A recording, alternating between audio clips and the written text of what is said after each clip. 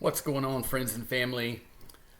Wanted to come on here and share some info with you guys. Most people know that we have a helicopter hog hunting operation here in the hill country.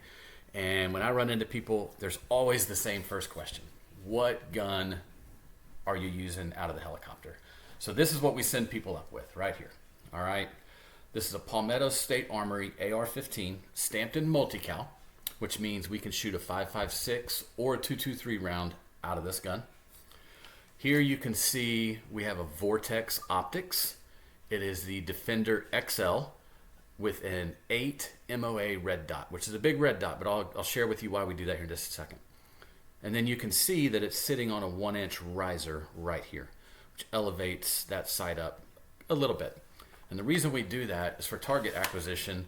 When we're flying through the air and you're moving really fast, if you just set your cheek right here where it belongs on this rifle, your eye is lined up perfect with that red dot. We recommend that you fly and shoot with both eyes open. You can see everything around you, and you can see that red dot very clearly. So that's why we have it 1 inch high and the big MOA. Next, we have this thing. Most people have never shot a gun with one of these or even heard of it, but it's a brass deflector. So what happens is when this gun fires, the brass comes out and it flies typically back and to the right. Well, that's where our pilot sits, so we can't have that. So we make these brass deflectors, we put them on the braille there, and what happens is when the brass comes out, it hits the plate, and then it goes forward and down. And a lot of times it'll actually even go out of the helicopter, which is where we want it to go.